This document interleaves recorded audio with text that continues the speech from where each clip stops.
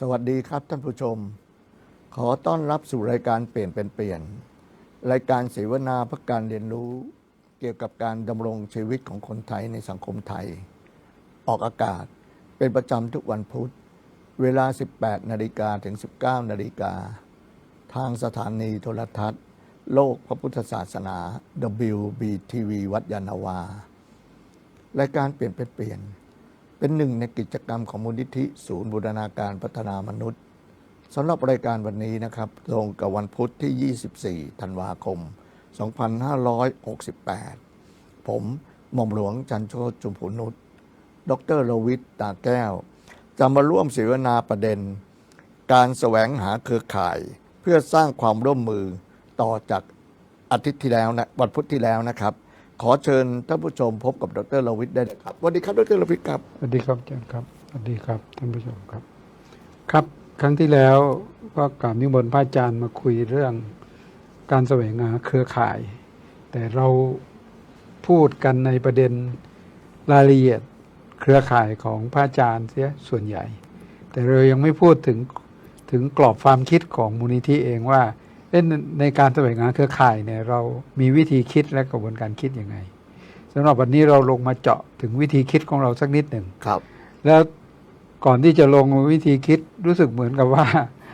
อาจารย์ท่านอาจารย์โชติได้ทดลองไปแสวงหาเครือข่ายและร่วมกันสร้างความร่วมมือแล้วและอาจารย์ก็มีประสบการณ์ว่าเฮ้ยมันมีขั้นตอนในรายละเอียดอยู่ค่อนข้างที่จะมันไม่ควรที่จะละเลยผมอยากให้อาจารย์ลองพูดถึงประเด็นปัญหาในการสื่อสารเพื่อการแสวงหาเครือข่ายของอาจารย์ที่ผ่านมาหลังจากลงพื้นที่แล้วพบว่าอาจารย์เจอปัญหาอะไรบ้างครับเชิญครับอาจารย์ครับโอเคครับอันนี้เริ่มต้นตั้งแต่เราตั้งความรู้สึกจากอาทิตย์ที่แล้วเนี่ยนะครับผมก็ไปพอดีไปงานนะงานที่งานหนึ่งอยู่เป็นที่วัดนะฮะวัดนครอะไรนะนครนายกอะไรต่างๆพวกนี้ก็ไปคุยก็เห็นกิจกรรมก็เลยนึกว่าเฮ้ยวัดเนี่ยท่านมีโรงเรียนด้วยนะครับและขณะเดียวกันเนี่ยคนที่อุปถัมภ์ก็คือเป็นมูลนิธิเป็นต่างๆพวกนี้นะฮะแล้วก็ทำทางด้านสื่อต่างๆพวกนี้ออกมาพอบอกเฮ้ยอย่างนั้นเราควรจะทำอย่างนี้ได้ไหมผมฟังไปฟังเนี่ยผมก็เลยไปบอกกับท่านเลยบอกเรามีโครงการธนาคารถุงมนุษย์อยู่นั้นเอาอย่างนี้แล้วกันผมคิดดูแล้วเนี่ยนะตอนนี้เดี๋ยวเราจะตั้งธนาคารถุงมนุษย์แห่งแรกเลยนะก็คือเอาเนี่ยละก็คือธนาคารถุงเนี่ยก็เอาพระกับเนี่ยกับมูลนิธิเนี้ยที่เข้ามาร่วมกันเนี่ยนะฮะแล้วก็จะเปิดเป็นแห่งแรกเลยก็เลยคุยกันไว้แค่นั้นท่านก็ดีใจนะมาทุกต่างพวกนี้มาพอกลับมาผมก็เลยนัดพบกับคนที่พาผมไปเนี่ยพระเนี่ยนะฮะที่เราจะเอาเป็นเครือข่ายนะครับก็นัดกันวันเมื่อวานนี้เองเมื่อวานนี้เพื่อที่จะไปนำเสนอครับก็ปรากฏว่า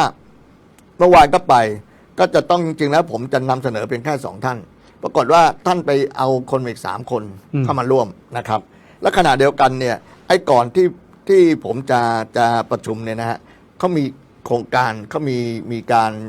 สอนก่อนโดยคุณธนพงศ์รองประธานมูลนิธิเนี่ยนะฮะเป็นคนไปบรรยายเรื่องเกี่ยวกับ AI เรื่องต่างพวกนี้มันก็เลยเราก็เลยไปฟังแต่ปัญหาสำคัญที่สุดจริงๆแล้วผมจะต้องเตรียมไปให้พร้อมเพราะว่าเอกสารเราจะไปบรีฟให้คนอื่นฟังใช่ไหมต้องเตรียมเอกสารเตรียมต่างๆปรากฏว่าไอ้คืนนั้นน่ะคืนก่อนที่จะถึงวันนั้นน่ะนะฮะผมมีปัญหาไอ้มือถือผมเนี่ยมีปัญหาไปทำอีกท่าไหนไม่รู้ใช้ไม่ได้เลยก็เลยปั้มพยายามแก้ไขแก้อะไรต่างๆพวกนี้มาในที่สุดก็เลยไม่ได้เตรียมเอกสารว่าจะเอาเอกสารตัวไหนไปพรีเซนต์ยังไงช่วงตอนยังไงเวลาเท่าไหร่เนี่ยไม่ได้เตรียมพอไปเตรียมเสร็จแล้วทำไงช้ามาวุ่นวายแล้วถึงเวลาประชุมแล้วเราเตรียมไม่ทันแล้วผมก็เลยขนเอกสารทั้งหมดขนไปเยอะแยะเลยแต่พอหลังจากที่ทางกิจกรรมเขาเสร็จใช่ไหมครับมันก็เจอกดว่าทางสถานที่เจ้าของที่เราจะไปคุยกับเขาเนี่ยเขาไปเอาคนอีก3คนเข้ามานั่งฟังให้พิเศษตอนนี้ยุ่งแล้วดิผมก็ลนแล้วไม่รู้จะเอาอะไรพิเศษดีต่างพวกนี้ก็บดไปมาไอ้ตรงนั้นนี้เราทำไม่เหมือนจริงๆแล้วมันมีอยู่ในไอ้โน้ตบุ๊กอยู่แล้วแต่บางทีพอเร่งเราไม่ได้เตรียมไว้ต่างๆเลยต้องไปกดนู่นกดนี่เนี่ยมันวุ่นวายพอสมควรนะครับก็เลยเอานี้ดีกว่ายกง่ายๆเอาไอ้เว็บไซต์ของมูลนิธิเนี่ยดีกว่าลองโชว์นิดหนึ่งได้ไหมครับเว็บไซต์ของมูลนิธิเนี่ยมีอะไรบ้างเนี่ยครับผมก็เลยเอาตรงเนี้ยเข้าเว็บไซต์ของมูลนิธิเลยครับนะฮะแล้วก็เปิดให้เขาดูมันไล่ตั้งแต่ ตั้งแต่อันนี้เป็นหน้าแรกเนี่ยเขาเรียกว่ากดพอกดโฮมไปเนี่ยนะมันจะเจอหน้านี้หน้าแรก อันนี้จะเป็นหมายถึงว่าเป็นเขาจะลงไว้เลยทุกครั้งเปิดก็จะเจออันนี้ก่อน นะหลังจากนั้นมาก็จะแถบลงมาก็จะเลื่อนลงมาก็จะเจออันเนี้ย AI เป็นเกี่ยวกับโยงที่อธิบายเปิดได้เลยนะฮะเจาะลึกไทย SDC นะฮะต่อไปมันก็จะมีอะไรเลื่อนมาเรื่อยนะฮะแต่ละมันสุดเนี่ยมันก็ไปเจอไอ้ตรงด้านนี้รายการเปลี่ยนของเราเนี่ยนะฮะพอเปิดมันก็จะมีไล่ตั้งแต่ข้างบนก็คืออันแรกนะฮะอันแรกต่างๆอันนี้มันอันไหนแล้วเนี่ยอันนี้ตอนล่างอันนี้ตอนล่างจากเมื่อกี้นี้นะฮะพออันนี้ตรงนี้มาเนี่ยมันจะเป็นรูปลิสต์แต่ว่าที่เขาบอกว่าไม่ได้อยู่ในระบบสมมติว่าพอโฮมปุ๊บเนี่ยมันจะมีเรื่องเกี่ยวกับอะไรต่ออะไรใช่ไหมอันนี้เป็นเรื่องที่เราเอามาจากเป็นการเอามาจากคนอื่นนะครับหรือจากอะไรต่างพวกนี้เอามาแล้วก็สามารถมันก็จะขึ้นไปได้มันมีหลายหน้าเลยแต่ว่าอันนี้เขาเรียกว่า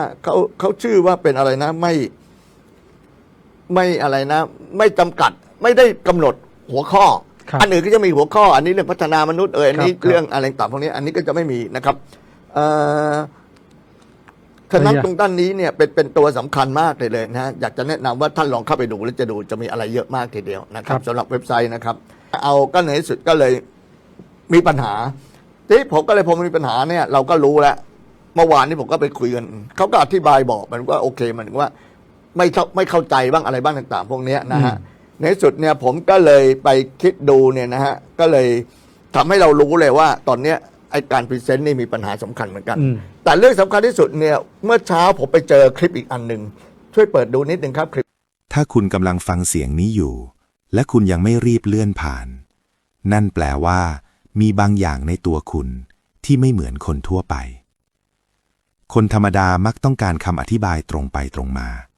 แต่คุณกำลังฟังเพราะคุณสัมผัสได้ถึงบางอย่างที่ลึกกว่านั้นคุณไม่ได้ฟังแค่คำพูดคุณฟังอารมณ์น้ำหนักและช่องว่างระหว่างประโยคมีคนจำนวนมากใช้ชีวิตโดยไม่เคยตั้งคำถามกับเสียงในหัวตัวเองแต่คุณต่างออกไปคุณเป็นคนที่รู้ว่าความคิดบางอย่างไม่ได้ต้องการคำตอบมันต้องการคนที่เข้าใจมันจริงๆถ้าคุณฟังออกคุณจะรู้ว่าคลิปนี้ไม่ได้พยายามสอนอะไรคุณเพราะคนอย่างคุณไม่ต้องถูกสอนคุณแค่ต้องถูกกระตุ้นให้จำบางอย่างที่คุณรู้อยู่แล้วคนฉลาดจริงมักไม่แสดงตัวพวกเขาเลือกนั่งเงียบๆและฟังเพราะการฟังทำให้เห็นสิ่งที่คนพูดไม่รู้ตัวว่ากำลังเปิดเผยและคุณก็เป็นคนแบบนั้นคนที่อ่านน้ำเสียงออกอ่านจังหวะเงียบออกอ่านความลังเลที่ซ่อนอยู่หลังคำพูดมั่นใจนี่คือเหตุผลที่คุณรู้สึกว่าโลกนี้เสียงดังเกินไปไม่ใช่เพราะคุณอ่อนแอแต่เพราะประสาทรับรู้ของคุณละเอียดกว่าคนส่วนใหญ่คุณไม่ได้เบื่อผู้คนคุณแค่เบื่อการสนทนาที่ไม่มีความหมายเบื่อคำพูดที่ดังแต่ปลวงเบื่อความมั่นใจที่ไม่มีรากถ้าคุณฟังออกคุณจะรู้ว่าคนที่พยายามพิสูจน์ตัวเองเสียงดังที่สุดมักเป็นคนที่ไม่มั่นคงที่สุดและคนที่นิ่งไม่เร่งไม่รีบอธิบายกลับเป็นคนที่รู้ว่าตัวเองยืนอยู่ตรงไหนคุณอาจเคยถูกมองว่าเงียบถูกมองว่าคิดมากถูกมองว่าแปลกแต่ความจริงคือสมองของคุณกำลังประมวลผลในระดับที่คนส่วนใหญ่ไม่เคยไปถึงคุณเชื่อมโยงเรื่องเล็กกับเรื่องใหญ่ได้คุณฟังประโยคธรรมดาแล้วเห็นเจตนาที่ซ่อนอยู่คุณมองรอยยิ้มแล้วแยกออกว่าอันไหนจริงอันไหนฝืนนี่ไม่ใช่ทักษะที่ฝึกกันง่ายๆนี่คือผลลัพธ์ของการคิดลึกการเจ็บจริงและการสังเกตโลกโดยไม่หลอกตัวเองถ้าคุณฟังออกคุณจะรู้ว่าความเงียบไม่ได้น่ากลัวมันคือพื้นที่ที่คนฉลาดใช้ฟังความจริงคุณไม่กลัวการอยู่คนเดียวเพราะคุณไม่เคยว่างเปล่าภายในคุณมีบทสนทนาที่ลึกกว่าการคุยเล่นทั่วไปคุณไม่รีบตัดสินใครเพราะคุณรู้ว่ามนุษย์ซับซ้อนเกินกว่าจะตัดสินจากภาพแรกและนั่นทำให้คุณอันตรายอย่างเงียบๆในเกมของชีวิตอันตรายในแบบที่ไม่ต้องชนะเสียงดังแต่อยู่รอดได้ยาวและมองเกมขาดกว่าคนอื่นถ้าคุณฟังออกคุณจะรู้ว่าคลิปนี้ไม่ได้ต้องการคนดูจำนวนมากมันต้องการคนฟังที่เข้าใจและคุณคือหนึ่งในนั้นนี่นะครับอันนี้ครับ คือผมก็เลยได้มาจากเมื่อเช้านี่เองนะครับ ก็เลยได้ผมก็มามองเพราะว่าเมื่อวานนี้ผมเข้าไปเนี่ยมันกลายเป็นว่ามีการคนที่ตัวที่จะเป็นตัวสำคัญนะฮะสำคัญใน2 คนเนี่ยนะฮะปรากฏว่าท่านหนึ่งเนี่ยก็บอกผมมาคุยเกี่ยวกับว่าวันที่ผมพรีเซนต์วันนั้นนะฮะเขาบอกรู้นะว่าเรามีความตั้งใจพยายามในต่างพวกนี้แล้วบอกว่าคนที่มาขังอีก3 คนน่ะเป็นคนที่มีความสำคัญนะเขาอยู่ในภาคนี้เนี่ยแต่เขาไม่เข้าใจเขาไม่ใจเข้าใจเขาบอกไม่เข้าใจนะแล้วก็กลายเป็นว่าผมก็บอกไม่เข้าใจแล้วเนี่ย คุณก็กลับไปเหมือนกับว่าใช้อารมณ์ว่าทำไมถึงไม่เข้าใจอะไรต่างๆพวกนี้ออกมาเนี่ยนะฮะเขาก็บอกเข้าใจผิดแล้วมั้งก็เลยเพราะว่าเขาบอกเอาอย่างนี้ดีกว่าตัวคนที่พูดกับผมเนี่ยนะเขาบอกเขาเข้าใจนะเอาอย่างนี้ก็ต่อไปนี้เนี่ยนะเขาจะเป็นคนพรีเซนต์เองแล้วกันไอ้เรื่องมาทั้งหมดเรื่องเกี่ยวกับไอ้การหาเครือข่ายเรื่องพูดเนี่ยโอเคไปเขาจะเป็นพรีเซนต์เองแล้วกัน เพราะว่าผมขาดเมื่อพูดว่าผมคงด้อยในการที่จะทำให้คนเข้าใจนะโอเคผมก็อธิบายให้ฟังว่าโอเคนะจริงละผมมีการผิดพลาดตรงนั้นออกมาเพราะจริงๆเนี่ยเป็นการผิดพลาดของแต่ละคนทั้งหมดต้องไหมครับแต่อันนี้เนี่ยผมกับเองเนี่ยนะในส่วนตัวของผมเนี่ยผมจะไม่ไปพูดกับคนเขาพูดหรอกปัญหาสำคัญที่สุดเนี่ยนะฮะว่าเราสำคัญเราเนี่ยนะคนฟังเนี่ยมันคือสำคัญกว่าเพราะว่าเราฟังแล้วเราได้ เราพูดคนอื่นเนี่ยคนอื่นที่เขาพูดมาเนี่ยเขายอมมาเสียเวลาพูดให้อย่างนี้นะเขาก็พูดเขาก็มีเจตนาที่จะพูดและสื่อให้ทุกคนฟังแต่อย่าลืมว่าคนฟังมันมีหลายคนมันมีหลายระดับเข้าใจบ้างไม่เข้าใจบ้างต่างๆพวกนี้ออกมานะแล้วเวลาเพียงเล็กน้อยอย่างเนี้ยแต่ยอมรับแหละว่าโอเคการนำพรีเซนต์แต่จริงเนี่ยถึงแม้ว่าผมจะเตรียมตัวมาไม่พร้อมนะฮะแต่ขณะเดียวกันเนี่ยผมก็นำไอ้สิ่งดีๆต่างๆพวกนี้ออกไปถ้าเขาฟังเนี่ยเขาจะจับได้ใช่ไหมแต่เขาก็ยังจับไม่ได้อย่างเนี้ยแล้วก็บอกโอเคเอาบอกฉะนั้นมันเกี่ยวอะไรกับมูลนิธิธนาคารทุนมนุษย์จะทำยังไงต่างๆเรื่องมันคนละประเด็นเลยนะเราเป็นว่าไอ้นี่คือตัวแกเพราะว่าผมก็บอกแล้วตอนหลังเนี่ยหลังจากจบไปเขาบอกโอเคตอนเนี้ยนะตอนหลังก็เลยรู้สึกว่าผมก็บอกว่าระหว่างที่ผมนั่นเนี่ยเขาบอกไม่เข้าใจนะผมก็ขอร้องอีกคนหนึ่งนะบอกถ้าอย่างนั้นผมพูดตรงนี้ยังไม่เข้าใจเดี๋ยวคนที่อยู่ด้วยเนี่ยลองเสนอที่ว่าโอเคมีอะไรเพิ่มเติมไหมที่จะทำให้คนอื่นช่วยเข้าใจได้บ้างคนที่นั่นออกมาเขาก็บอกว่าเขาก็บอกเขาก็นั่นนะแต่ก็ยังไม่เขาก็ไม่รู้จะสรุปยังไงหรือเป็นอย่างไรนะเขาคนอื่นก็ช่วยไม่ได้ในการฟังทั้งหมดนะก็จะเลยสุดกลายเป็นว่าเฮ้ยฉะนั้นไอ้การพูดของผมเนี่ยไม่พรีเซนต์ผมไม่สกไม่ถูกไม่อะไรไม่ได้ผลนะไม่สามารถทำให้คนฟังเขาเข้าใจทั้งหมดนะผมก็บอกโอเคอันนี้ผมถ้าเป็นผมเนี่ยไม่ใช่ผมแก้ตัวนะมันเป็นไปไม่ได้หรอกไอ้ของผมเนี่ยมาทำมาก่อนที่ผมจะมาขมวดตรงนี้ได้เนี่ยผมใช้เวลา15 ปีนะแล้วก็เข้ามาเนี่ยนะฮะในสุดรู้สึกว่าคุณหมอเนี่ยที่เป็นผู้ชายนะที่พูดออกมานิดนึงเหมือนกันพอตอนจบเนี่ยผมตรงนี้ไม่ได้เนี่ยผมก็ไปหาตัวอื่นมาเพื่อไปเสริมแต่วิธีหายากมากเลยในสุดก็เจอนะก็ไปพูดมาก็ค่อยดูเหมือนก็ดีขึ้นหน่อยนะแต่ไอ้ที่เอ็นที่สุดเนี่ยคุณหมอคนหนึ่งคุณหมอเนี่ยนะฮะที่เป็นตัวสำคัญคนหนึ่งเป็นผู้สำคัญท่านหนึ่งเนี่ยท่านก็เลยพูดมาในตรงนี้ผมจำเลยแม่นเลยแล้วผมเลยครับเขาบอกมันเหมือนกับไอ้สิ่งที่ผมคิดมาเนี่ยมันเหมือนกับเนี่ยพระพุทธเจ้านะคิดได้แล้วนะตรงด้านนี้พระพุทธเจ้าคิดแล้วแต่พระพุทธเจ้าคิดได้แล้วเนี่ยตอนนี้เป็นเวลาของคุณที่คุณจะต้องไปทำให้คนอื่นเนี่ยตัดสรู้ใช่ไหมอันตัดพวกนี้พูดนี้มาผมก็เลยมามองเฮ้ยนี่มันก็เกี่ยวข้องนะเพราะว่าแค่นี้เรานึกได้แต่โอ้โหขนาดพระพุทธเจ้าเองนะจำได้ไหมพระพุทธเจ้าตอนท่านตัดสรู้นะฮะท่านไปให้คนที่ตามท่านเห็นมาพวกพราหมณ์ใช่ไหมปัญจวัคคีย์เนี่ยพอเห็นท่านบอกท่านตัดสรู้ยังไม่สนใจเลยกลับไปไม่เชื่อกันแม้กระทั่งพระพุทธเจ้านะท่านขนาดนั้นก็หนีออกไปแล้วอย่าว่าอะไรกับผมเลยนะเสร็จแล้วผมเข้าใจว่าผมก็เลยพยายามย้ำตอบว่าเฮ้ยอย่าไปสนใจได้ไหมเวลาเราไปฟังใครพูดเนี่ยนะเราดูตัวเองเนี่ยนะเพราะว่าไอ้การที่ได้นี่ตัวเองได้นะไม่ใช่คนพูดเขาได้เพราะคนพูดเนี่ยเขาพูดไปเนี่ยมันมีคนเยอะแยะนะมันจะที่มันจะทำให้ทุกคนเข้าใจหมดเพราะมันพูดด้วยกว้างแต่ถ้าคุณมาคุยกันตัวต่อตัวดิสคัสอย่างนี้โอเคมันสามารถชี้กันให้ชัดเจนได้ขึ้นนะฮะอันนี้ก็เป็นปัญหาที่ผมก็เลยนึกได้ว่าเอามาตรงนี้มาโชว์ให้ดูแล้วเดี๋ยววันนี้เปิดให้ผมพรุ่งนี้ผมจะได้เอาไปพอเราออกรายการผมจะไปให้เขาดูด้วยว่าโอเคที่ผมพูดมันเป็นยังไงบ้างโอเคเชิญเลยครับจันประเด็นที่อาจารย์ชันโชติพูดเนี่ยเป็นประเด็นที่ เป็นปัญหาในการสื่อสาร ใช่ เป็นปัญหาในการสื่อสาร ซึ่งส่วนใหญ่เรามักจะพูดกันโดยความหมายโดยทั่วๆไป แต่ความหมายที่อาจารย์พูดเนี่ยเป็นความหมายที่ลึกลงไปอีกระดับ ลึกลงในอีกระดับ มันเป็นระดับเดียวกัน มันเป็นข้อต่างของตัวนี้เป็นข้อต่างในเชิงภาษาครับอาจารย์ ข้อต่างในเชิงภาษาตรงที่ว่าภาษาไทยเนี่ย ภาษาไทยที่เราใช้กันอยู่เนี่ย มันไม่ใช่ภาษาเหตุผล แต่เป็นภาษาความรู้สึก ใช่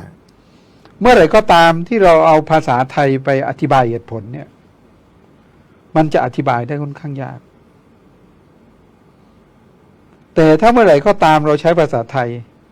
ฟังตามความรู้สึก เข้าใจง่าย เพราะมันเข้าถึงความรู้สึก เพราะมันสื่อสารในเรื่องความรู้สึก การพูดตรงผมถูกคอมเพลนมาเหมือนกับว่าผมเนี่ยไปใช้ความรู้สึกใช้อะไรมากไม่ได้อธิบายให้คนอื่นเข้าใจแค่เอาอารมณ์เหมือนกับเหมือนเราเอาอารมณ์ไปพูดแล้วพอเขาแย้งมันหน่อยเขาเล่นหน่อยแล้วก็ไปเอาอารมณ์ใส่ตาม เพราะภาษาไทยมันเป็นภาษาของความรู้สึกอาจารย์ ไม่ใช่ภาษาของเหตุผล ครับ ถามว่าทำไมคำบางคำมันมีความหมายเชิงเหตุผลของในตัวของมันเอง ครับ เป็นความหมายคลาสสิกมากนะอาจาร ครับ ย์เช่น ยกตัวอย่างคำว่าแล้วเนี่ย ครับ คำว่าแล้วเนี่ยมันอยู่ในแต่ละที่เนี่ยความหมายมันเปลี่ยน กินข้าวแล้วหมายความว่ายังไง ก็กินเรียบร้อยแล้ว แล้ว เป็นพาสเซน ไม่แล้วไปไหนอะ ไม่ได้บอกต่อ แต่ความหมายของแล้วตัวที่แรก แล้วไปไหนอะเห็นปะ มันมีเยอะ คำว่าแล้วอ่ะมันหมายความว่าให้เลือกนะ แต่ความหมายกินข้าวแล้วนี่หมายถึงว่าเสร็จแล้วนะ เสร็จแล้ว เสร็จแล้วยังอ่ะ เห็นไหมเสร็จแล้วยังเนี่ยมันหมายถึงคุณภาพในการเสร็จนะครับ เห็นปะความหมายของคำว่าแล้วในแต่ละตัวความหมายของ มันตีไปได้ ภาษาไทยมันขึ้นอยู่กับคำที่มันเอาไปใช้ทั้งนั้นมันจึงค่อนข้างยากที่จะให้สื่อเข้าใจ เพราะแต่ละคนมันจะมีความเข้าใจในแต่ละเรื่องที่แตกต่างกัน แน่นอนประเพณีมันก็จะบอกไปอีกเรื่องหนึ่งไอ้ตัวความคุ้นชินในการทำความเข้าใจก็บอกอีกเรื่องหนึงนี่แหละปัญหาในการแสวงหาเครือข่ายอาจารย์ เพราะว่า ตรงนี้นะ มันว่าเรื่องการสื่อสารซึ่งขั้นตอนการสื่อสารเนี่ยเขาก็เลยต้องมาบอกว่าเฮ้ยขั้นตอนการสื่อสารสิ่งแรกคุณต้องทำเอกสาร เพราะบางคนเขาถนัดในการอ่านเอกสาร แล้วหลังจากนั้นถึงก็พูดคุย แต่ถ้าเมื่อไหร่คนที่เขาถนัดเรื่องเอกสาร แล้วจู่ๆคุณไปพูดคุยเลยเนี่ยเขาจะไม่รู้เรื่อง ซึ่งตรงนี้มันยากในการวางประเด็นแน่นอนเนื่องจากว่าประเด็นในการวางเครือข่ายของเราเนี่ยเราวางเครือข่ายไว้3 ระบบนะใน3 ระบบนั้นซึ่งเดี๋ยวในช่วงก่อนที่หลังจากเบรกแล้วเดี๋ยวจะให้ดูว่าใน3 ระบบที่เราวางไว้เนี่ยมันเป็นยังไงบ้างนะครับแต่ใน3 ระบบนั้นมันจะพูดว่าเราโปรยหวานเจาะจงแล้วก็คัดขึ้นมาเพื่อจะทำแต่กรอบความคิดนี้จะเห็นว่าวิธีการใน3 กลุ่มเนี่ยมันจะทำต่างกันหมดเลยแต่นี้อาจารย์ก็ไปโดยที่ไม่ได้แบ่งกลุ่มและอยากรู้ที่ว่าดูเหมือนว่าจะเจาะแล้วเนี่ยมันจะเป็นยังไงเรานี่ไงปัญหาในการแสวงหาเครือข่ายมันก็จะเกิดแบบที่อาจารย์เกิดเนี่ยซึ่งผมว่ามันเป็นเรื่องดี มันเป็นเรื่องดีอาจารย์มันเป็นเรื่องดีตรงที่ว่าเราสามารถที่จะจัดลำดับในการสื่อสารได้ว่าเฮ้ยครั้งต่อไปถ้าเราจะไปโพสต์เฮ้ยเราน่าจะต้องส่งเอกสารให้เขาดูก่อนไหมแล้วพอเขาดูแล้วเขาไม่เข้าใจแล้วค่อยถามน่าจะดีไหมหรือยังไงหรือบางคน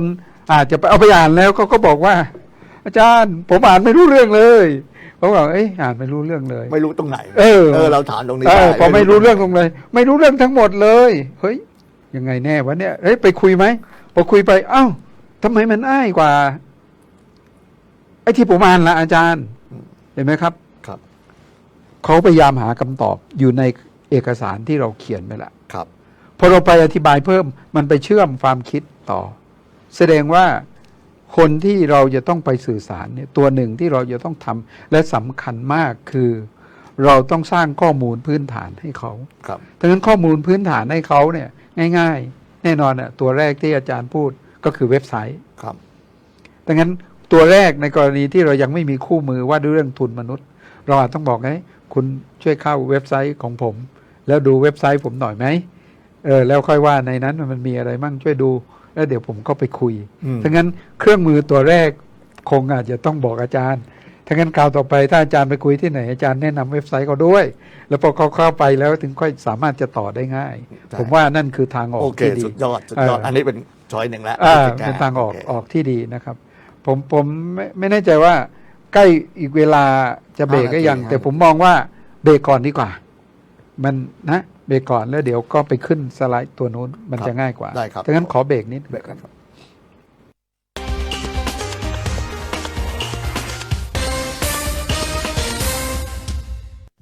เจรัตขอนแก่นของฝากจากขอนแก่นผลิตและจำหน่ายกุนเชียงหมูหยองหมูแผ่นหมูอบน้ำผึ้งหม่ำหมูไส้กรองอีสานหมูยอแหนมปลาส้มขนมถั่วตัดถั่วกระจกตุ๊บตับคอเป็ดน้ำพริกปลาร้าสุกแจ่วบองขนมจากทั่วทุกภาคทั่วไทยโทร043-237-787 086-490-1646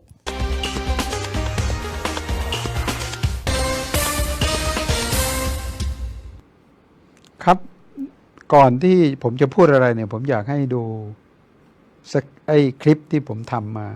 สั้นๆก่อนดีกว่าสัก6 นาทีครับแล้วเดี๋ยวมาคุยในรายละเอียดแล้วคุณจะเข้าใจในเรื่องการแสวงหาเครือข่ายของเราได้ชัดขึ้นเชิญครับ เคยสงสัยกันไหมครับว่าถ้าเราสามารถปลดล็อกศักยภาพที่มันซ่อนอยู่ในตัวของทุกคนได้จริงๆเนี่ยมันจะเกิดอะไรขึ้นบ้างในการเจาะลึกครั้งนี้เราจะมาสำรวจปรัชญาเบื้องหลังการสร้างเครือข่ายความร่วมมือที่ทรงพลังมากๆที่เชื่อว่ามนุษย์ทุกคนนี่แหละครับคือสินทรัพย์ที่ล้ำค่าที่สุดคำถามนี้นะครับไม่ใช่แค่คำถามลอยๆนะแต่มันคือหัวใจสำคัญเลยที่ขับเคลื่อนภารกิจในการสร้างสังคมที่ทุกคนสามารถเติบโตและพัฒนาไปพร้อมๆกันได้มันเป็นเหมือนจุดสตาร์ทของการเดินทางเพื่อค้นหาวิธีปลุกยักษ์ที่หลับไหลอยู่ในตัวเราทุกคนนั่นเองครับลองนึกภาพตามนะครับสังคมที่เรามองเห็นคุณค่าในตัวของทุกคนไม่ว่าคนๆนั้นจะมีทักษะความรู้หรือประสบการณ์ชีวิตแบบไหนก็ตามนั่นแหละครับคือจุดเริ่มต้นของแนวคิดนี้เลยมันคือความเชื่อที่ว่าเฮ้ยทุกคนมีของดีในตัวอยู่แล้วแค่กำลังรอโอกาสแล้วก็สภาพแวดล้อมที่ใช่ในการเปล่งประกายมันออกมาเอาละครับทีนี้เรามาเจาะลึกถึงแก่นของปรัชญานี้กันดีกว่าคือมันเป็นการเปลี่ยนมุมมองเลยนะครับจากการที่เราพยายามจะสร้างคนเก่งขึ้นมาใหม่ไปสู่การค้นพบแล้วก็ส่งเสริมความสามารถที่มันซ่อนอยู่แล้วในตัวของแต่ละคนภารกิจนี้จึงไม่ใช่การเอาอะไรไปเติมให้เขาแต่คือการดึงสิ่งที่มีอยู่แล้วเนี่ยออกมาใช้ให้เต็มที่ที่สุดครับไอ้คำว่าพลังอำนาจจากภายในเนี่ยมันก็คือความเชื่อมั่นในคุณค่าและความสามารถของตัวเองนั่นแหละครับพอคนเรารู้สึกว่าตัวเองมีค่ามีความสามารถนะก็จะกล้าลงมือทำกล้าที่จะสร้างสรรค์แล้วก็กล้าที่จะร่วมมือกับคนอื่นซึ่งนี่แหละคือรากฐานที่สำคัญมากๆของการเติบโตทั้งในระดับตัวบุคคลแล้วก็สังคมเลยแล้วทีนี้เราจะเปลี่ยนความเชื่อที่มันทรงพลังขนาดนี้ให้กลายเป็นความจริงขึ้นมาได้ยังไงล่ะแน่นอนว่ามันไม่ได้เกิดขึ้นเองครับแต่มันมีพิมพ์เขียวที่ชัดเจนอยู่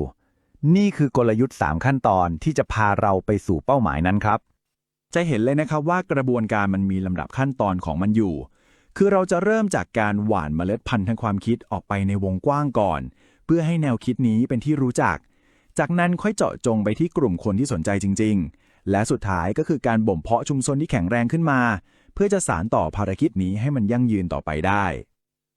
การโปรยหว่านเนี่ยมันก็เหมือนกับการทำงานของเกษตรกรเลยครับคือการกระจายเมล็ดพันธุ์ทางความคิดออกไปให้ไกลที่สุดเท่าที่จะทำได้อาจจะเป็นการจัดเสวนาทำคอนเทนต์ออนไลน์หรือแม้แต่การพูดคุยกันในวงเล็กๆก็ได้เป้าหมายหลักเลยนะคือไม่ใช่การไปโน้มน้าวใครแต่เพื่อจุดประกายความคิดแล้วก็สร้างการรับรู้ในวงกว้างครับหลังจากที่เราหว่านเมล็ดพันธุ์ไปแล้วใช่ไหมครับทีนี้ก็ถึงเวลาที่จะต้องดูแลรดน้ำให้กับต้นกล้าที่เริ่มงอกขึ้นมาแล้วนั่นก็คือการทำงานร่วมกับคนที่แสดงความสนใจอย่างจริงจังดึงพวกเขาเข้ามาในพื้นที่ส่วนกลางเพื่อรวมกลุ่มกันทำกิจกรรมที่มีเป้าหมายเดียวกันไม่ว่าจะเป็นเรื่องการพัฒนาตัวเองหรือการร่วมมือกันสร้างโปรเจกต์ใหม่ๆขึ้นมาถึงขั้นตอนสุดท้ายซึ่งเป็นหัวใจของความยั่งยืนเลยครับนั่นคือการบ่มเพาะแกนหลักโดยเฉพาะกับคนรุ่นใหม่ๆเพราะพวกเขาคืออนาคตของภารกิจนี้เลยการส่งเสริมให้เขามีส่วนร่วมและก็รู้สึกเป็นเจ้าของแนวคิดเนี่ยจะช่วยให้ภารกิจนี้เติบโตและพัฒนาต่อไปได้แบบไม่สิ้นสุด ซึ่งบทบาทขององค์กรก็คือเป็นผู้สนับสนุนนะครับไม่ใช่ผู้ควบคุมมาถึงตรงนี้หลายคนอาจจะยังรู้สึกว่าแนวคิดนี้มันดูเป็นนามธรรมจังเลยใช่ไหมครับเพื่อให้ทั้งหมดนี้มันจับต้องได้มากขึ้นเราจะมาทำความรู้จักกับกลไกสำคัญที่ชื่อว่าธนาคารทุนมนุษย์ซึ่งเป็นเครื่องมือที่ทำให้ปรัชญานี้กลายเป็นรูปธรรมขึ้นมาจริงๆครับลองนึกภาพธนาคารที่เราไม่ได้เอาเงินไปฝากนะครับแต่เราเอาสิ่งที่มีค่ากว่านั้นไปฝากนั่นก็คือเวลาทักษะและความคิดสร้างสรรค์ของเราและผลตอบแทนที่ได้กลับมาก็ไม่ใช่ดอกเบี้ยเป็นตัวเงินนะแต่คือการเติบโตและพัฒนาการของตัวเราเองรวมถึงความสำเร็จของชุมชนและคนรอบข้างด้วยตารางเปรียบเทียบนี้จะช่วยให้เราเห็นภาพชัดขึ้นเยอะเลยครับในขณะที่ธนาคารทั่วๆไปเนี่ยเขาจะมุ่งเน้นไปที่การสะสมความมั่งคั่งทางการเงินใช่ไหมครับแต่ธนาคารทุนมนุษย์กลับให้ความสำคัญกับการบ่มเพาะและพัฒนาศักยภาพของมนุษย์แทนมันคือการเปลี่ยนนิยามของคำว่าความมั่งคั่งไปโดยสิ้นเชิงเลยและนี่คือหลักการที่ผมว่ามันสวยงามที่สุดเลยครับ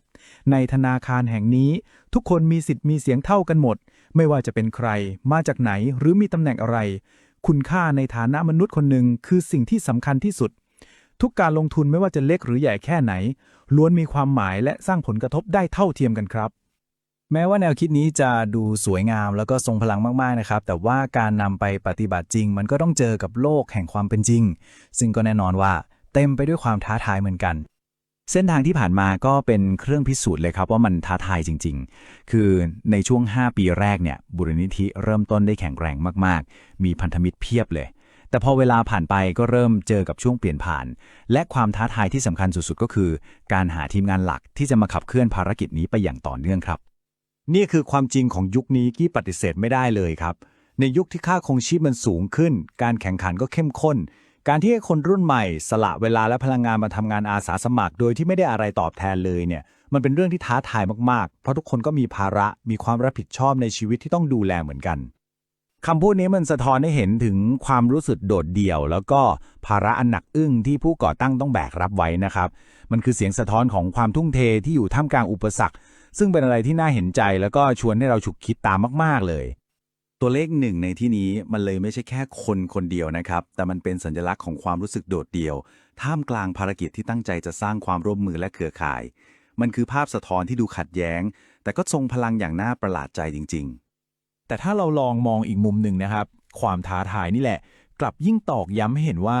เราจำเป็นต้องมีธนาคารทุนมนุษย์มากแค่ไหนเพราะมันคือเครื่องพิสูจน์เลยว่าสังคมเรายังขาดระบบนิเวศที่เอื้อให้ผู้คนสามารถเข้ามาช่วยเหลือกันได้โดยที่ไม่ต้องมีใครต้องแบกรับภาระไว้คนเดียวอุปสรรคนี้จึงไม่ใช่ความล้มเหลวครับแต่เป็นเหตุผลที่ทำให้ภารกิจนี้ต้องไปต่อให้ได้และทั้งหมดนี้ก็นำเรากลับมาสู่คำถามที่ทรงพลังมากๆครับว่าโลกของเราจะเปลี่ยนแปลงไปได้มากแค่ไหนหากเรามีพื้นที่และระบบที่สนับสนุนให้ทุกคนสามารถนำทุนมนุษย์ของตัวเองมาลงทุนร่วมกันเพื่อสร้างสรรค์สิ่งดีๆให้เกิดขึ้นจริงในสังคมได้นี่คือคำถามที่ทิ้งไว้ให้เราทุกคนได้กลับไปคบคิดกันต่อครับครับสิ่งที่ฉายให้เห็นภาพหนึ่งที่มันซ่อนอยู่ในระบบความคิดมันคือระบบนิเวศในการสร้างความร่วมมือจริงๆให้ตัวการแสวงหาเครือข่ายเนี่ยเป็นแค่ส่วนหนึ่งของระบบนิเวศในการแสวงหาความร่วมมือและตัวระบบนิเวศเองเนี่ยจริงๆถ้ามองในแง่ของการสื่อสารนะอาจารย์มันก็จะมีคนถ้ามองในทฤษฎีการสื่อสารนะมันก็จะมีคนส่งสารแล้วก็มีสารแล้วก็มีคนรับสารนี่มองในแง่ทฤษฎีการส่งสารหรือทฤษฎีสารสนเทศแต่จะเห็นว่าคนส่งสารทำหน้าที่ส่งสารทำหน้าที่ส่งสารได้ต้องมีสื่อซึ่งในธรรมของเราเนี่ยเราทำสื่ออยู่ละทำหน้าที่ส่งสารเหมือนอย่างอันเนี้ยก็จะเป็นอีกสื่อหนึ่งแต่สื่อบางอันเนี่ยมันจะมีข้อจำกัดของมันซึ่งอาจารย์ก็จะเจอปัญหาเพราะว่าบางทีมันก็จะมีปัญหาทีนี้จะเห็นว่าปัญหาในบางครั้งเนี่ยมันอยู่ที่ผู้รับสารปัญหาในบางครั้งที่อยู่ที่ผู้รับสารอย่างคลิปแรกในช่วงตอนต้นที่เราพูดถึงการฟังอันเนี้ยเป็นเรื่องของผู้รับนะครับทีนี้ผู้รับเนี่ยถามว่าผู้รับได้เข้าใจตัวเองแค่ไหนยังไง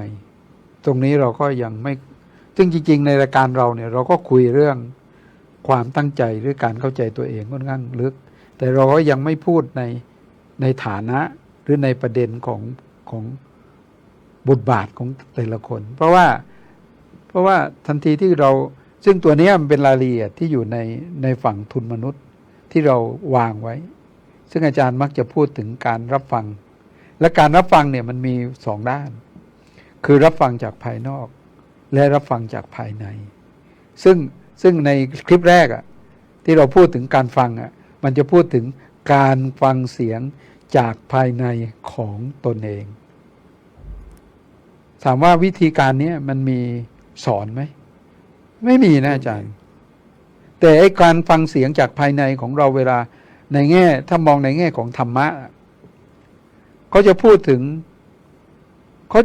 งเสียงของอวิชชามากกว่าเสียงวิชาใช่ เราจะพูดใน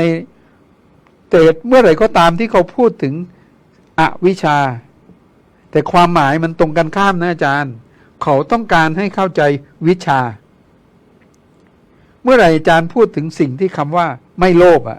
ลึกๆก็สอนเรื่องความโลภพอทันทีที่พูดถึงความโลภลึกๆก็สอนเรื่องความไม่โลภมันสลับขั้วกันอยู่พอสลับขั้วอย่างเงี้ยถ้าคนที่ฟังไม่เข้าใจนะเสียงที่ออกกับความหมายที่สื่อเนี่ยมันสื่อไอ้คนละเรื่องซึ่งมันมีมากอยู่ในบริบทสังคมไทยนะครับยกตัวอย่างคำหนึ่งซึ่งมันซ่อนช้าได้พลาเล่มงามหมายความว่ายังไงช้าแล้วมันได้พลาเล่มงามยังไงวะถ้าคนที่ไม่เข้าใจกระบวนการหลอมเหล็กแล้วตีเหล็กให้ดีเนี่ยจะไม่เข้าใจเลยเพราะว่าการตีเหล็กที่ดีเนี่ยมันตีแบบหยาบๆไม่ได้มันต้องตีย้ำไปเรื่อยๆเพื่อให้เนื้อเหล็กมันแน่นแล้วมันจะได้ไม่ผุแล้วเวลาฟันคมมันจะได้ไม่แตกนั่นคือคนที่ทำเหล็กเขาเข้าใจแต่พอเรามาพูดกับคนที่ไม่เคยทำเหล็กเขาก็จะไม่รู้เรื่องหลายคนก็จะตีความไม่ออกยังไงว่าช้าได้พลาเล่มงามแต่คำว่างามมันไม่ได้หมายความว่างามนะแต่งามของคำว่าพลางามมันหมายถึงพลาที่สามารถใช้ได้ในสถานการณ์ที่คุณเอาไปฟันอะไรมันก็ฟันเข้าเห็นไหมคำว่าพลางามเล่มงามหมายถึงไม่ใช่พลาที่เล่มสวยเลยเห็นไหมความหมายมันซ่อนอยู่ค่อนข้างลึกตัวนี้ครับลึกๆต้องการสอนให้รู้ว่าการฟังเสียงจากข้างในมันมีพื้นฐานทีนี้ตัวพื้นฐานตัวหนึ่งถ้าเรามองย้อนในหลักของอริยสัจอาจารย์ไปสู่ของตัวมรรคจริงๆตัวนี้มันเป็นตัวเริ่มต้นของมรรคเราจะเริ่มต้นด้วยการคิดชอบก็คือสัมมาทิฏฐิตัวนี้เป็นตัวพื้นฐานทีนี้ถามว่าแต่ละคนเนี่ยมันยืนอยู่บนสัมมาทิฏฐิไหมไม่แต่บางคนยืนอยู่บนพื้นฐานความรู้ที่แตกต่างแล้วพื้นฐานความรู้ที่แตกต่างแล้วเป็นสัมมาไหมล่ะแล้วอย่างไรสัมมาเห็นไหมมันมีรายละเอียดอยู่ค่อนข้างเยอะแล้วถามว่าในปัจจุบันเนี้ยเราพูดลงในรายละเอียดพวกนี้ไหมเราก็ไม่เคยพูดเพราะเราเห็นว่ามันเป็นเรื่องปกติเมื่อไหร่ที่เรามองเรื่องปกติว่ามันปกติมันคือความไม่ปกติ มันพูดแล้วเหมือนเล่นคำแต่จริงๆมันเหมือนกับว่าเราเมื่อไหร่ก็ตามที่เราละเลยสิ่งที่เป็นปกติแสดงว่าเราเริ่มหนีห่างจากความเป็นปกติแล้วคือพูดง่ายว่าเมื่อไหร่เราละเลยในการพูดถึงเรื่องการถือศีลเนี่ยโดยเราไม่เอามาพูดเลยเนี่ยแสดงว่าเราละเลยศีลทำนองเดียวกันพูดแล้วฟังยากแต่ถ้าลองคิดสลับไปสลับมาแล้วฟังเสียงเรียกจากข้างในเนี่ยมันสะท้อนนี่ผมพูดถึงเสียงเรียกจากข้างในซึ่งเป็นเกณฑ์ของแต่ละคนซึ่งแต่ละคนมันจะมีเสียงเรียกไม่เท่ากันอยู่และกลไกในการแสวงหาเครือข่ายที่เราหว่านไปเพื่อจะหาแสวงหาความร่วมมือเนี่ยเราต้องการเสียงเรียก ใช่ มากกว่าการแสดงออก ครับ เพราะเสียงเรียกเนี่ยมันไม่จำเป็นต้องตะโกน มันอาจจะสะท้อนอยู่ในความเงียบก็ได้ ครับ หรือมันอาจจะแทรกอยู่ในความวุ่นวายที่มันดังปูนปานปูนปาน แต่มันมีคนบางคนนั่งเงียบๆอยู่ก็ได้ สถานะในแต่ละที่มันไม่เหมือนกันอยู่ ตัวนี้แหละครับ มันจึงต้องการแสวงหาเครือข่าย เพื่อแสวงหาความร่วมมืออย่างหลากหลาย เพื่อให้เห็นว่าถ้าทันทีที่เราจะทำธนาคารทุนมนุษย์เนี่ย เราละเลยสิ่งพวกนี้ไม่ได้ เพราะสิ่งพวกนี้มันคือองค์ประกอบที่ทำให้โลกทั้งโลกมันเป็นโลกทั้งใบขึ้น และมันจะเห็นภาพรวมในการพัฒนามนุษย์ เพราะมนุษย์มันคือความหลากหลาย ใช่ และมีวิธีคิดและมีกระบวนการคิด ผมแสดงความคิดเห็นไว้แค่นี้ อาจารย์มีอะไรจะเติมไหม ดีมากเลยครับอาจารย์ วันนี้ได้อาจารย์นะเพราะว่าพอดีเนี่ยคือรายการของเรา ครับ ส่วนมากเราต้องจะเอาไอ้ของจริงเนี่ยนะแล้วเราก็มาวิเคราะห์กันมาสนทนากันเพื่อให้มันเกิดด้านบวกมากที่สุด เพราะของเราเองเนี่ยเราคือผมเองตอนนี้นะผมมองตรงว่ามันไม่มีใครเพอร์เฟก ใช่ นะครับแล้วก็ขณะเดียวกันเนี่ยระหว่างการที่เราอยากจะนั่นเนี่ยเขาบอกว่าฟังมากๆดีกว่าพูดมาก อืม ใช่ไหมแต่ไอ้อย่างนี้เราก็ต้องเข้าใจนิดหนึ่งว่า เราต้องเข้าใจเลยนะพื้นเลยไอ้คนพูดไปเนี่ยเป็นไปไม่ได้เลยที่มันพูดแล้วทำให้ทุกคนพอใจ ใช่ แล้วเข้าใจทุกคน ใช่ ไหมฮะข้อสำคัญเนี่ยเราถือว่าเฮ้ยเราดูตัวเราได้ไหม อืม ผมก็พยายามย้ำนะวันนั้นนะเอาตัวเราฉะนั้นคุณไม่ต้องมาสนหรอกว่าไอ้คนพูดเขาพูดไปยังไงแค่ไหนนะเราปิกอัพสมมติว่าเราดูแล้วไอ้คนที่เขาพูดเนี่ยนะแล้วก็เป็นไม่ได้เราก็ปล่อยเข้าไป ครับ เราก็อย่าไปเสียเวลาอีกเมื่อครั้งนี้ดูไม่รู้เรื่องต่อไปเราก็ไม่ต้องไปสนใจเขาฟัง ใช่ แต่ถ้าเราคนที่เขามาพูดอย่างเนี้ย แล้วเขาใช้เวลามาเนี่ยต้องคิดว่าเฮ้ยเขาไม่ได้พูดเล่นๆแบบอยู่ดีก็ขึ้นมาพูดนู่นนี่นะพูดเนี่ยเขาพูดประโยชน์ตัวเขาเองหรือเปล่าใช่ไหมอย่างที่เมื่อกี้ที่ตอนต้นเลยเนี่ยที่เขาบอกเห็นไหมฮะที่ ครับ คือเราก็ต้องมาจับดูเราจะไปฟังอะไรเนี่ยเราก็ต้องมาดูว่าเอ้เขาพูดเนี่ยเขามาพูดเพื่อผลประโยชน์เขาหรือเปล่า เชียร์เขาเองหรือเปล่า ให้คิดว่าเขาเก่งนะเขาเป็นอย่างนู้นจะได้นู้นได้ประโยชน์ แต่สิ่งที่เขาพูดเนี่ยโดยเฉพาะผมชัวร์เลยว่าสิ่งที่ผมพูดเนี่ยไม่ได้พูดไปเพื่อผลประโยชน์ของตัวผมเองถูกต้องไหมครับฉะนั้นแสดงว่าไอ้ตรงด้านนี้ออกมาเนี่ยเมื่อเขาพยายามตั้งใจพูดอย่างเนี้ยนะเราก็ตั้งใจฟัง อืม นะฮะหรือบางทีเราอาจจะไม่สนใจฟัง แต่ก็มีนะบางอารมณ์ผมก็มีนะ เราอยากไปฟังนะแต่อันนี้ต้องยอมรับนะอาจารย์นะมันมีได้ ใช่ แต่มีปั๊บเนี่ยมีเหมือนกันเราก็ต้องจดแต่ว่าพอเรามาตรงเนี้ยเราอย่าไปคิดว่าคนพูดเขาดีไม่ดีเขาทำไมเขาไม่ทำอย่างนู้นอย่างนี้ เราคิดถึงตัวเลยว่าเฮ้ยแล้วเรามีความสนใจฟังเขาแค่ไหน อืม เรามีการไม่เข้าใจตรงไหนใช่ไหมครับ แล้วก็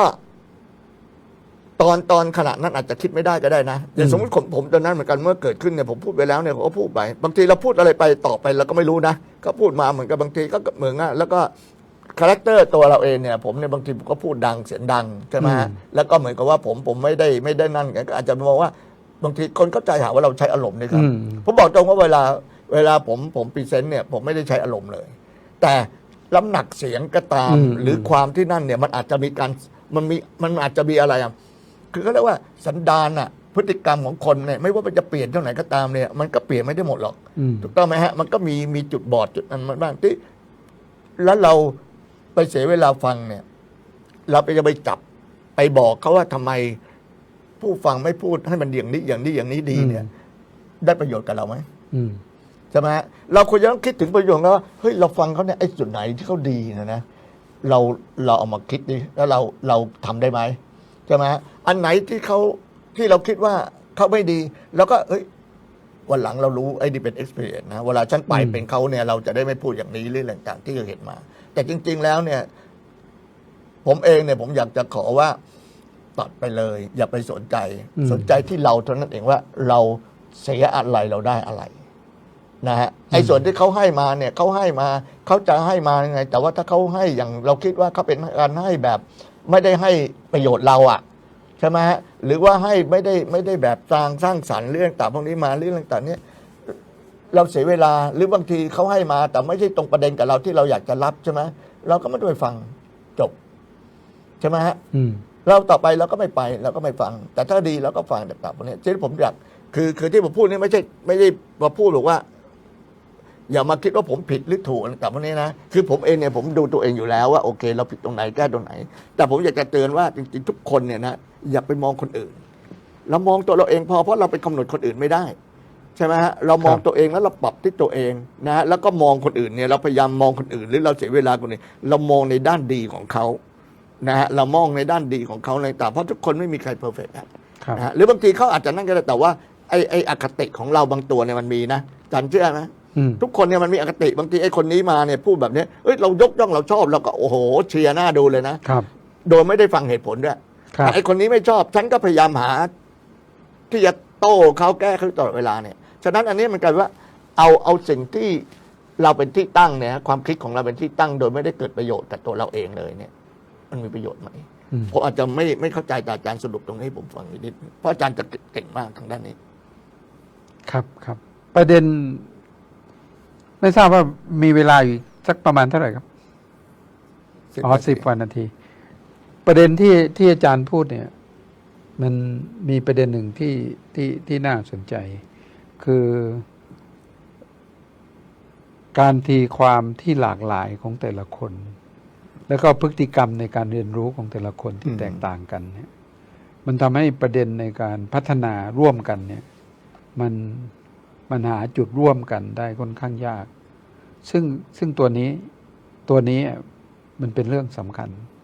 แต่ประเด็นหนึ่งที่มันซ่อนอยู่แล้วเห็นว่าทุกคนละเลยมันผมว่ามันสำคัญกว่าสำคัญอยู่ตรงที่ว่าหลายคนเห็นความสำคัญของการเป็นมนุษย์ว่ามนุษย์ที่ดีควรเป็นยังไงหลายคนเห็นความสำคัญเห็นว่าเฮ้ยจริงๆไอ้มนุษย์เนี่ยมันมีศักยภาพบางเรื่องที่มันซ่อนอยู่ข้างในแล้วทุกคนรู้ว่าตรงนี้มันเป็นจุดดีแล้วทำไมเราไม่เอาไอ้จุดดีที่ทุกคนมีเนี่ยมาร่วมกันจะเห็นว่าไอ้แนวคิดเนี่ยมันคือแก่นของธนาคารทุนมนุษย์ครับนี่คือแก่นมันคือเห็นว่าทุกคนมีความดีอยู่ในตัวแล้วก็มีศักยภาพอยู่ในตัวดังนั้นการที่ทุกคนเห็นความสำคัญตัวนี้ได้เนี่ยแม้ว่าทุกคนจะเห็นความสำคัญที่หลากหลายเนี่ยแต่ทุกคนเห็นเพราะเอาไอ้การเห็นที่เห็นความสำคัญตรงนี้เป็นตัวตั้งเห็นเป็นตัวตั้งเอาละพอเราเห็นเป็นตัวตั้งแล้วเราหาคนที่เห็นร่วมกับเราไหมใช่ไหมนี่คือเราหาแนวร่วมแล้วแน่นอนมันมีเขาเห็นความสำคัญอยู่จุดหนึ่งซึ่งเราเห็นว่ามันอันเดียวกันแม้ว่าทางที่เขาไปมันจะไปอีกทาง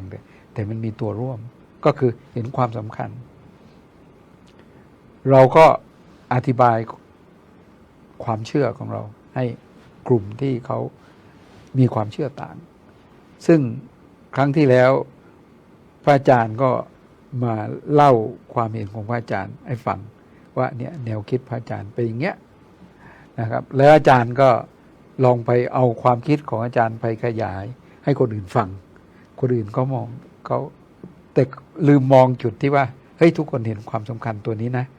แต่ลึกๆที่ฟังอาจารย์อธิบายนะทุกคนเห็นความสำคัญนะอาจารย์แต่เขาดึงประเด็นความสำคัญของตัวเองออกมาแล้วมาโคกับอาจารย์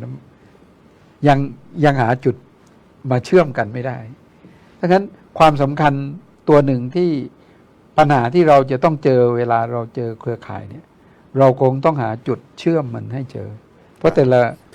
มันต้องเจอจุดเชื่อมถ้าเชื่อมไม่ได้มันก็ไม่ได้มันไปคนละทางไม่มีประโยชน์ไม่อยู่ไม่มีประโยชน์เราถึงเปิดอันนี้ไว้ขออนุญาตนิดหนึ่งเราถึงเปิดตรงนี้ไว้หมายถึงว่าธนาคารทุนมนุษย์เนี่ยนะทุกคนมีแค่1 เสียงและก็ใครก็ได้2 ขวบ3 ขวบเข้ามาเป็นได้หมดแล้วก็ไปนี่ไม่ได้บังคับนะเพราะว่าเราไม่ต้องมาเสียเงินเสียทองไม่ต้องมาเสียเวลาคือถ้าอยู่ยังไม่เห็นความสำคัญมันเรื่องต่างเราก็ไม่ต้องเข้ามาแต่ว่าคุณยังมีสิทธิ์อยู่นะครับใช่ไหมครับแต่เมื่อเกิดคุณเริ่มเห็นคุณค่าหรือคุณเข้ามาได้ฉะนั้นเราไม่ได้บีบเลยว่าพอคุณเข้าไปแล้วคุณจะต้องทำนู่นทำนี่คุณไม่ได้ทำอะไรเลยนะคุณทำเพื่อตัวคุณเองทั้งนั้นเลยนะที่เข้ามารวมหมายว่าโอเคเราได้มีเวทีนะฮะแทนที่จะต้องไปนั่งฟังนะอบรมนะเสียเงินเท่านู้นเท่านี้นี่ถ้าเรามีเนี่ยเราก็แลกเปลี่ยนเรียนรู้ของเรากันเองเนี่ยมันก็ได้ประโยชน์โดยไม่ต้องเสียเงินด้วยแล้วก็เป็นการเพิ่มเติมขึ้นมาไอ้นี่คือจุดง่ายๆฉะนั้นเราถึงบอกว่าเราทำคือผมคิดว่ามั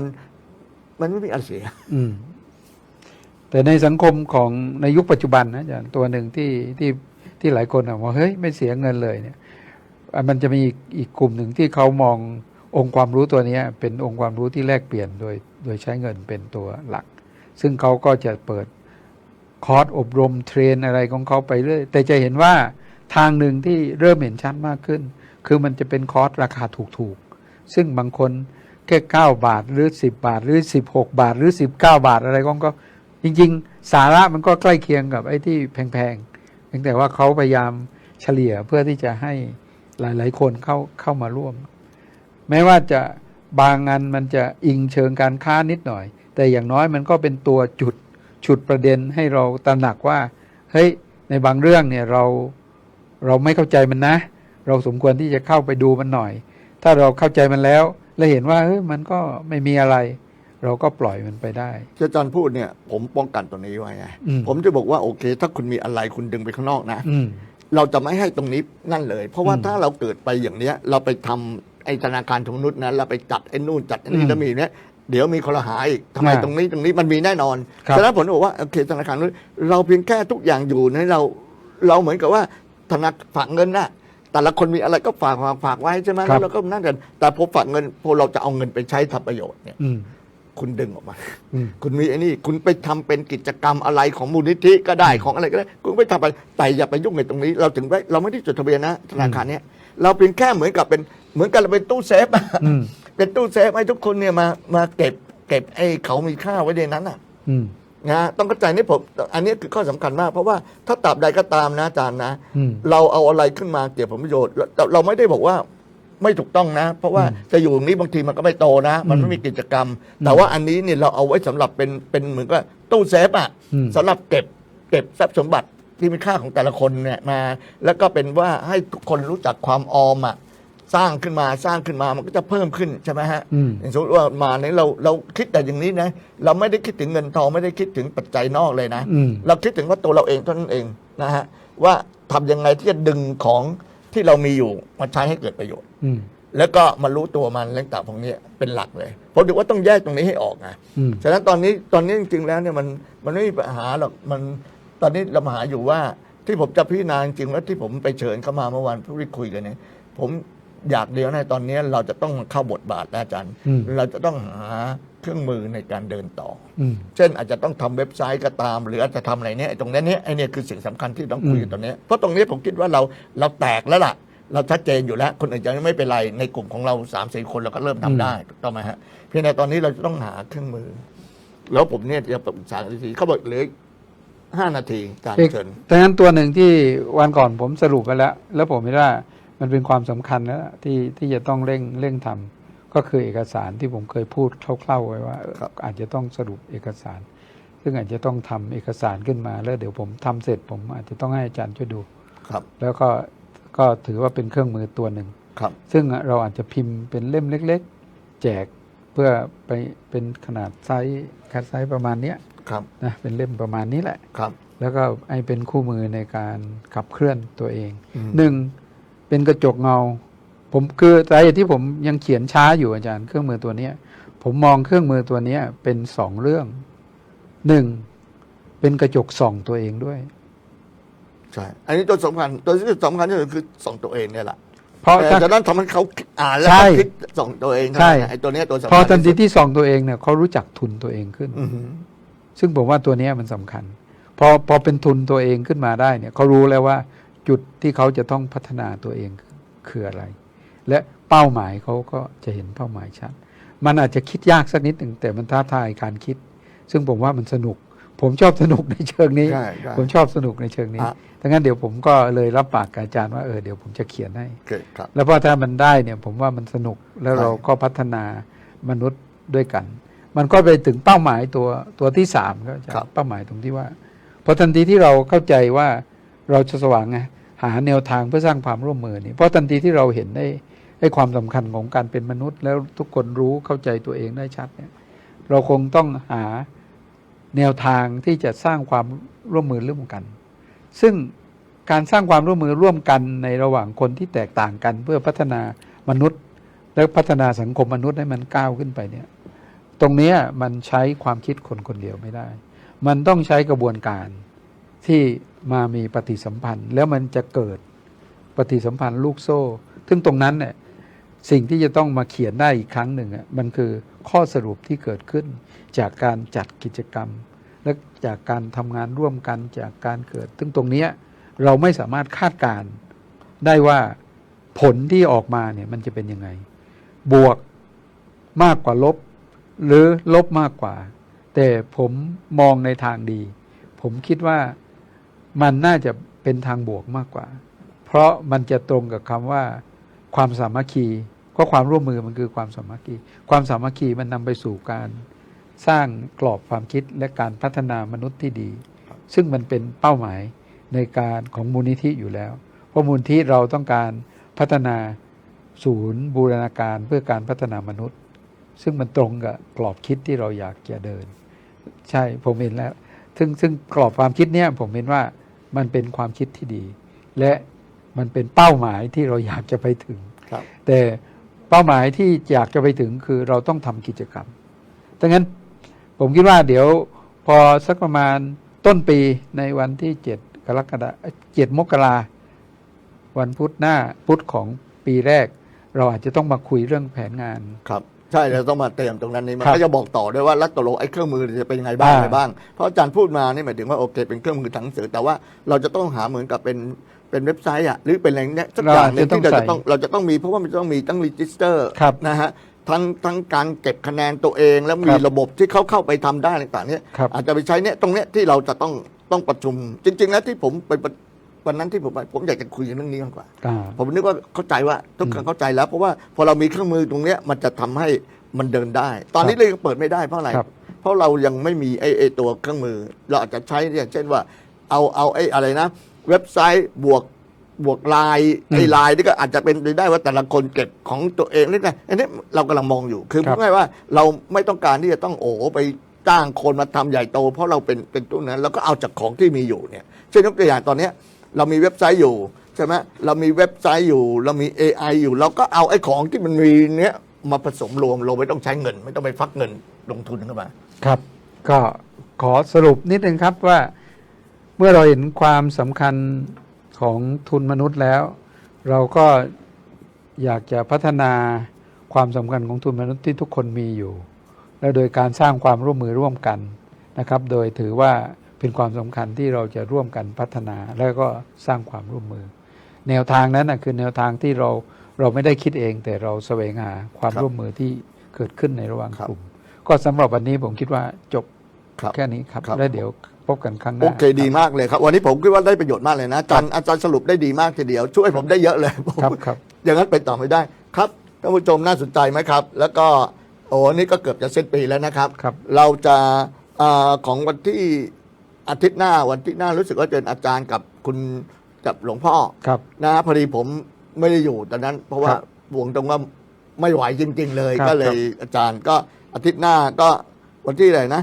31นะก็โอเคอาจารย์ก็เจออีกทีแล้วเราจะมาเข้าอีกทีหนึ่งก็คือรายการวันที่7ซึ่งมันจะมาสรุปอย่างที่อาจารย์บอกเมื่อกี้นี้วันนี้ก็ผมกับดร.เลวิทกราบลาท่านผู้ชมแต่เพียงเท่านี้ครับสวัสดีครับครับสวัสดีครับ